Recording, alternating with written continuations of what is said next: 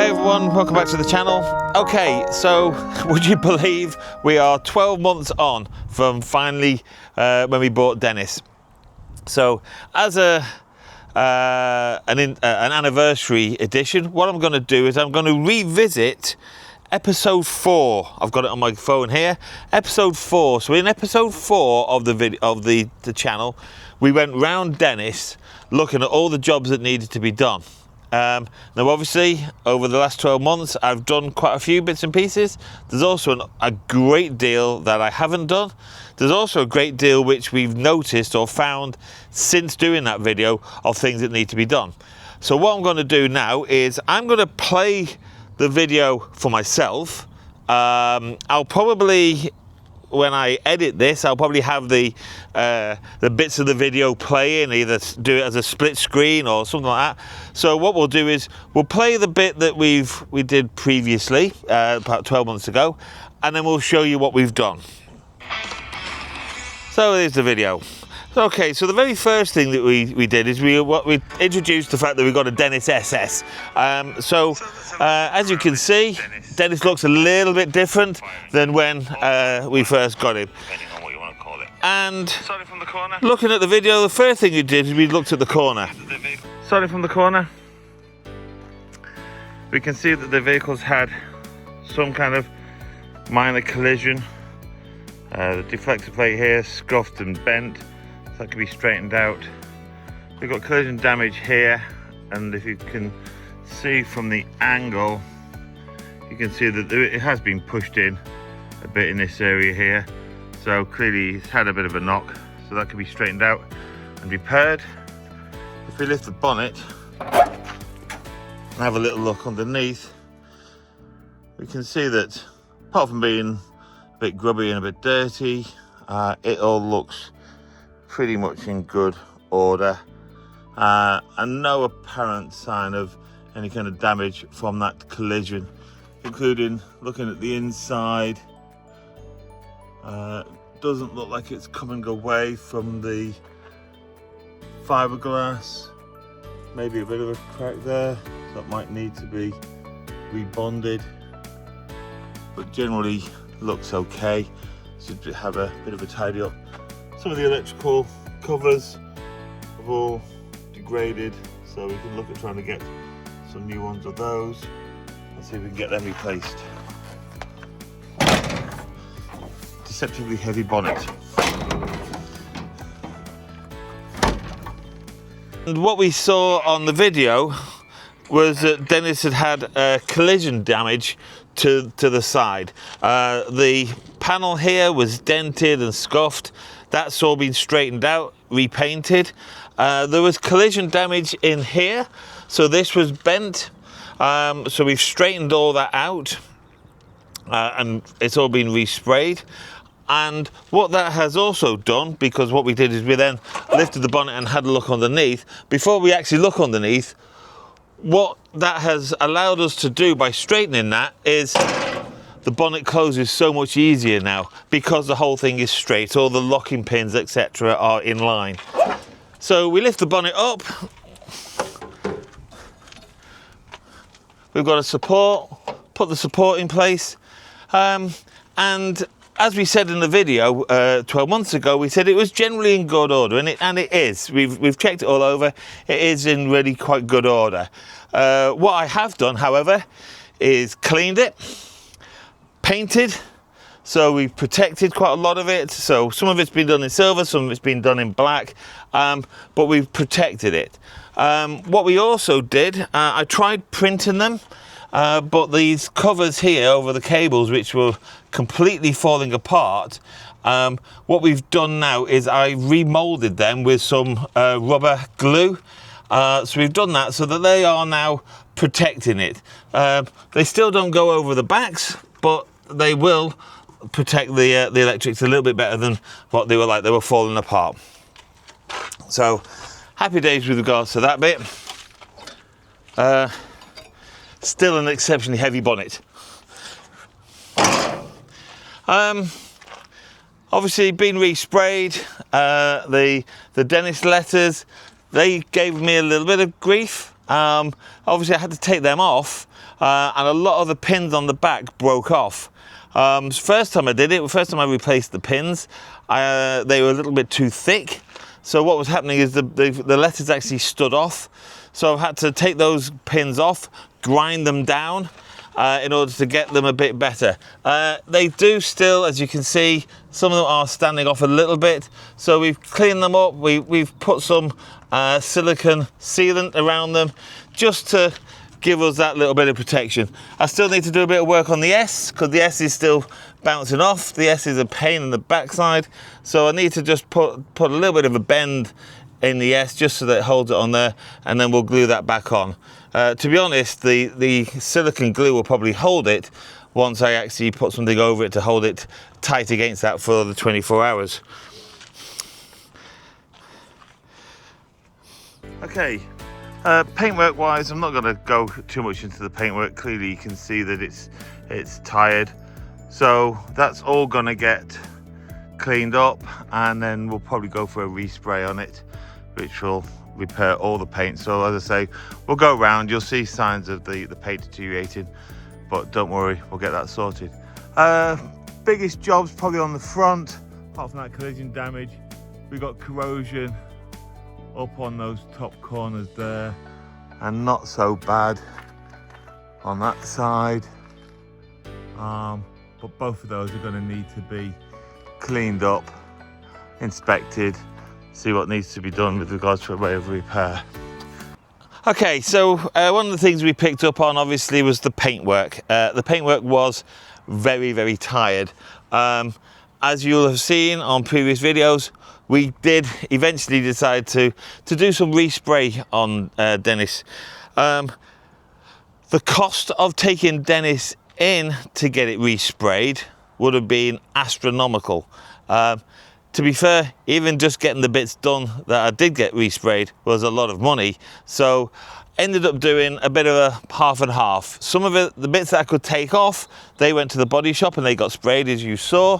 The bits I couldn't take off, the actual framework of the vehicle, I sprayed up myself and did, to be fair, a poor job. So one thing I'm going to do is I'm going to flatten that down. I'll be going over that with a polisher and flatten that down over time just to work on that paintwork. But the paintwork is considerably better than it was. Doesn't help when you get a fly that decides to kill itself on the front of the cab. But the paintwork is a lot better, and it's one of the things which a lot of people noticed when it first went out on its first show. They said the colour really does pop. So this is Post Office Red, which is the paint. And this, from the various people I've spoken to, various people working at things like the Norfolk Fire Museum, and my friend who actually restores fire appliances himself as well, saying this is basically the colour that the vehicles were. So it's a little bit of a brighter red than what Dennis initially was, but it's a bit more in keeping with what Dennis should have been. So one of the things that we picked up on was up in the corners. We had corrosion up in those top corners, on that side and on the other side. You'll have seen on the video when we did that, fortunately all it was just a little bit of rust trapped in between the fiberglass roof and the metal bodywork, so water could get trapped in there, and that started rusting it a little bit. It wasn't that bad. We cleaned that off, filled it up, painted it, happy days, that's all good. What couldn't just be polished off and resprayed was when we came around here, the doors. Moving around the side of here, we see the first biggest job, which is this. So we've got the typical Dennis door rot across the bottom here, so all this is going to have to get cut out and either a replacement door skin put in or some other repair, depending on how bad that damage is. We'll see when we get the we'll have a look when we get the back off, see if it's coming through, and if not, what we can do by cleaning this up. The reason we get that is because these seals here on the window fail, and the water runs down inside and just gets trapped at the bottom down here. So we'll look at that and see if there's any modification that we can make just to improve that so it doesn't keep happening. On the video, you'll see now how the video showed you that the doors themselves were in a shocking condition, and it was known as Dennis door rot because the water would get in down the seals and in and settle at the bottom of the door. So what's happened? Well, we'll show you as we go around all the other doors, but basically all the doors now have been worked on by the body shop.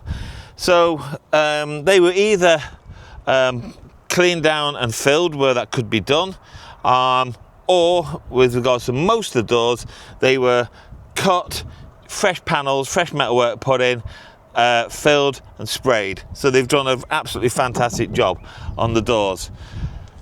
When we resprayed the doors, obviously we had to take the reflective strip off. That's something I'm going to be putting it back in place. You'll see around the other side in a minute how I've started doing that. That's a video that's to come, so you'll see that as well. But we're going to have to put the strips back in on there. Carrying on, back door again, door rot along here, and again you can see the rubber seal on the window has gone. So that's why we're getting that door rot down there. So we'll get that sorted out. Back door, as we said, same as the front door. We had a bit of Dennis rot on it, which is not too bad. So that's all been sorted. We had the rot around the bottom here. That's all been cut out. So that's good. Let's have a look at the film again. We'll do the lockers separately. So we'll just look on the outside of the lockers. The reflective strip, that's going. That's obvious, that's a common one. Rubber seals around the edge.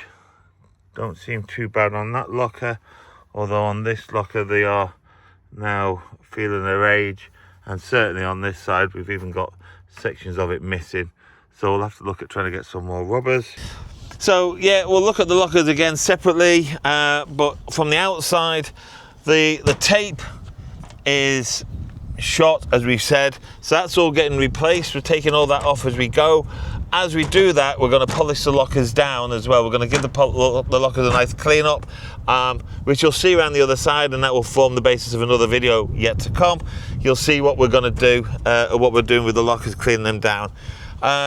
The rubber strips, we said, there's a few nicks and bits in them. Again, still not been done. So we've got those pieces missing there. We've got pieces down here, down the side missing.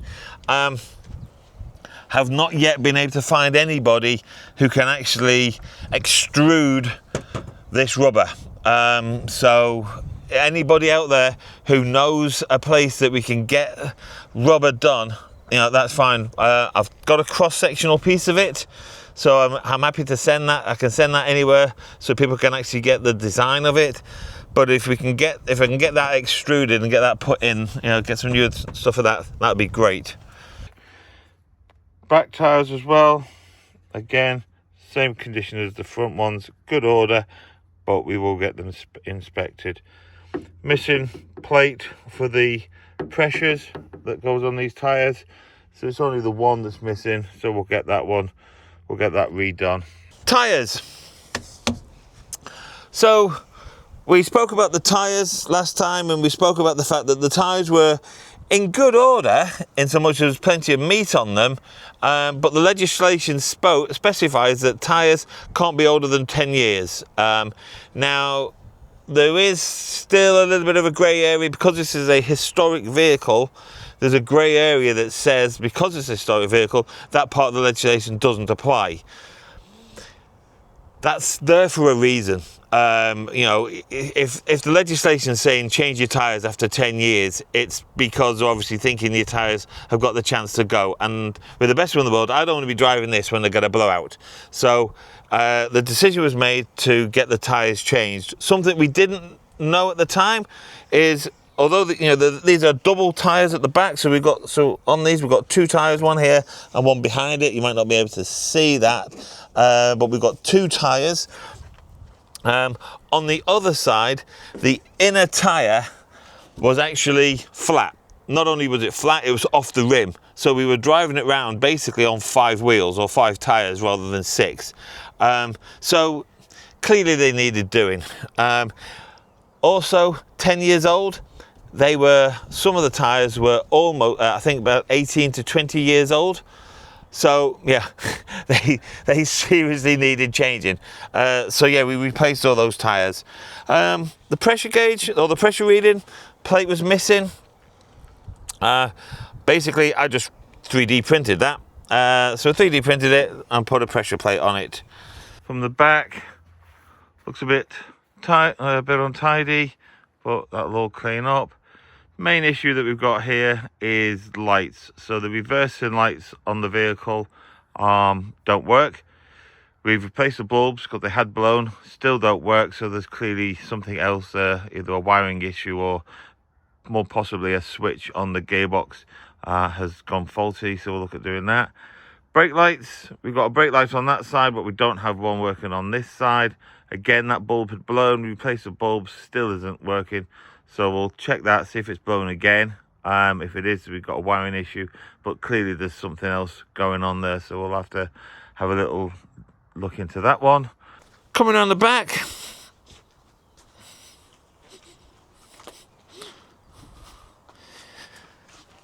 Okay, so around the back, we had an issue with the lights. So a lot of the lights weren't working. We replaced bulbs and none of them were working. So we're beginning to think it was an electrical fault. No, it was a stupid old fart fault. Sorry for my language, YouTube. Stupid old man. Basically, the age of these lights meant that you needed old light bulbs. So modern day light bulbs have 2 filament connections on the back. These types of bulbs only have 1 filament connection on the back, the other connection's on the side of it. So I was putting new bulbs in the old fittings, and therefore that's why they weren't working. As soon as I put the right bulbs in, everything all fired up and everything was good. So happy days on that it was a relatively easy fix once I actually managed to work out what it was I'd done wrong. So that was done. Carrying on round. Just generally, just needs a bit of love and attention, really. You know, rubbers on the seal, on the lockers again. Not as bad on the other side. These rubbers seem generally okay. Pressure plates all in place. Lots of signs of dinks and scuffs and etc. But that'll all get picked up with the respray. Going along fine. Okay, so from this side, yeah, again, nothing's been done with regards to the rubbers. As I said, on the other side, that's been done. Tyres replaced, everything happy days.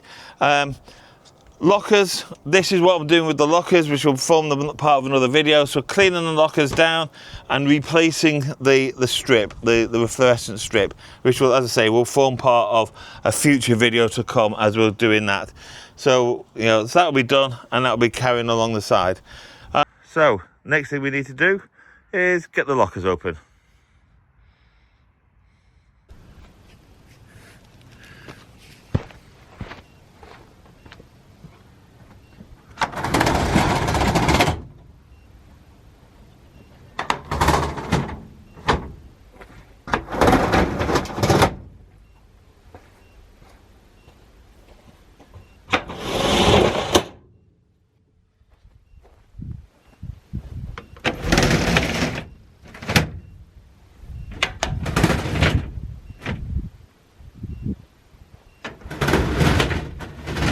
So the next thing to do is get the lockers open.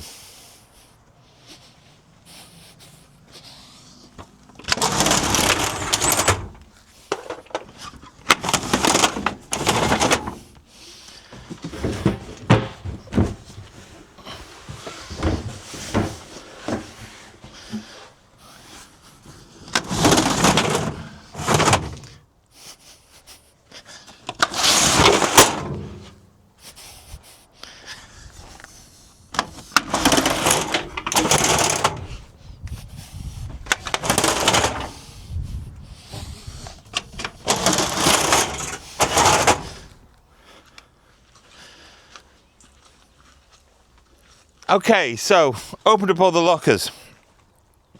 Haven't done that much in the lockers, apart from put what equipment I've got on the truck. So as you can see from here, we've got branches, we've got beaters, we've got water backpacks, we've got an AWG branch, hose reel still intact. We've got full complement of hose. As I said, this is a Norfolk appliance, so the hose is all in the one locker, whereas on a London Fire Brigade appliance, you had 50% of the hose in this side, 50% of the hose on the other side. I say Norfolk is all in this one locker. In this locker, we haven't done anything with regards to cleaning the lockers out yet. That's still yet to be done. So none of the lockers have been worked on. Likewise, I've not fixed the slide out yet. I've got a little bit of RTC equipment. It's had better days, so that's all going to need to be cleaned up and sorted out. So here we are on the roof of the appliance. As you can see, it's checkerboard all the way across, which will all polish up and clean. Various different frameworks, smaller ladder there. You'd have had your short extension ladder and your roof ladder on this section here. In the middle here, we'd have had either a 135 metal ladder, or more likely on this age of vehicle, a wooden Ajax ladder, both of which can be quite difficult to get hold of, but we'll try our best, and we'll talk to a few friends and see what we can sort out. Okay, I'm not going to go up on the roof of the vehicle, but you might be able to see from this side, we've now got a short extension ladder on that side of the vehicle. On this side of the vehicle, we've got a roof ladder. Now, the roof ladder is not really the type of roof ladder that would have been on this vehicle. You'll see that that's a folding roof ladder, which is more of a modern design. Very difficult to get hold of the non-folding roof ladders now. But we've got a roof ladder on there. And then the big beastie in the middle is the 135. So we've got that on there as well. What we needed to do is do a ladder gantry system, which we've got the ladder gantry on there now, and therefore the ladder is on. The ladder has been secured on there, so it's not going to be able to come off. It's tied at the top and it's chained and padlocked at the back. But that's really A, to prevent it being stolen, but B, just to make sure that if anything does go faulty on it, the ladder doesn't fall off the back. All right, because the last thing I want to do is drive down the road and a 135 come off and go through somebody's windscreen.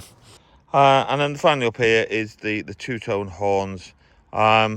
They don't work at the moment. The blue lights do work, the horns don't work. However, to make this legal on the road, because it is now no longer an emergency vehicle, the blue lights will have to be disabled so that they don't work. Yeah, because as I say, it's not an emergency vehicle anymore. We mentioned about the two-tones. The two-tones now work. That was an issue. We found that it was blowing the fuse. That appears to have been the air compressor, which you'll have seen in one of the videos. That was the air compressor was sticking. So actually put a different air compressor on, which was sticking as well a little bit. It wasn't enough to blow the fuse, but it was sticking a little bit. But bit of WD-40 and a little bit of work on that, we managed to get that working. So in the cab, what have we got? BA, so this is where our breathing apparatus would have sat. So 4 breathing apparatus locks here. Simply BA set will go in there. This top part of the bracket comes down. He says it's not working, so that'll need sorting out. In the back of the vehicle, so the floor was all rotten in the vehicle, so it's now got a new floor in the back. That's been done. we had the back of the vehicle. If you want to come on in.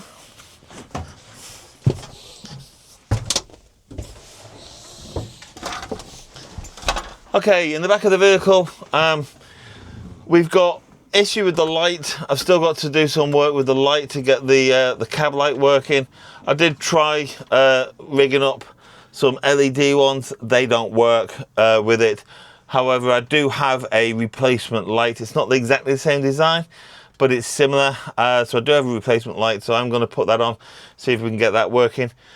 We painted the back, so that was all cleaned up and sorted. So that's all been done. We took all the brackets off, all the BA brackets. They were all cleaned and painted, put back on. All the cushion parts of this at the back were all repaired, so they've been done. And obviously we've got BA sets installed in the back as well. One of the big issues that we had on the vehicle as well was the batteries. Now, when we got the vehicle, I'm sure the guy said to me, they've got brand new batteries in. I think I misheard him. I think he probably said it needs brand new batteries, because we had issues with the batteries time and time again. In the end, I eventually bit the bullet, you know, £500 later, bought 2 new batteries, put 2 new batteries in. Since those batteries have been in, it's as reliable as anything. It starts up on the button. So clearly it just needed the batteries. So they've been done and they are in. Okay, so just before we go in the front, one of the things that we've done, or one of the things that I've done to protect the batteries, is where the batteries are located under the seat. I don't know if you can see, we've got a battery isolator on now. So what I need to do is just twist that to turn the batteries on. So I turn the batteries on.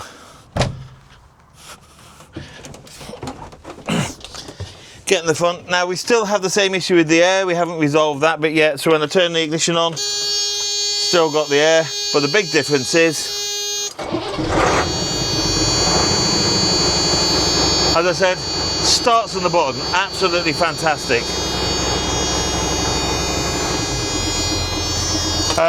Again, turning it off, turn the key. I can even take the key out and the vehicle doesn't stop. To stop it, what we need to do is the choke lever inside, pull the choke lever up in order to stop the vehicle.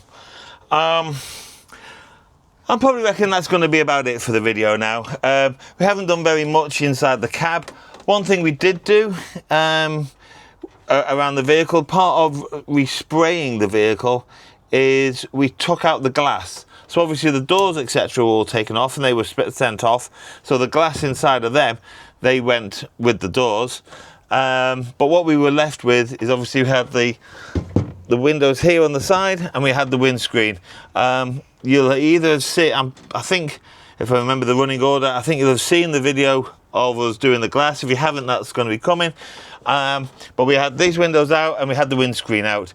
The rubber around the windscreen was completely perished, so we knew that needed to be replaced anyway.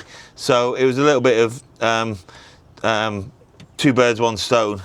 So we had to respray it. So we knew we had to take the glass out. So we took the glass out, got new rubber, reinstalled it. So that's been done. So that's where we are. Still lots and lots and lots and lots and lots of work still to be done. It's had an oil change. We've done an oil change, an engine oil change on it. But other than that, the engine is pretty much mechanically sound. But air system, we need new filters put on it. As I say, the transmission we're going to do. We've got to do all the lockers. We've got still lots more work to do. So please stick with the channel. If you've been here since day one, thank you so much. How you've managed to stick with me for 12 months of this rambling old fool going on about this truck, I don't know, but thank you so much for sticking with me. As I said, the YouTube channel never was something with the idea of making money. It was just to really initially give me something that I could look back on over my time to see what I've done on the vehicle when I need a little bit of inspiration. But people seem to like it, so thank you for doing that. And if you get the chance to come along at any point where this vehicle will be turning up at shows around the Essex area, Essex, Suffolk and Norfolk area, please come along, and it will be great to see you. Thank you very much, everyone.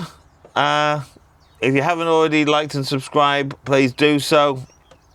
If you know anybody who might be stupid enough to want to like and subscribe to this video who hasn't seen it already, please send them the links, etc. Let's see if we can get a bit of a following on this. We're not going to be up to thousands, are we? But we're just over 200, and that in itself has blown me away. So, you know, the more we get, the better. So thank you very much, everyone.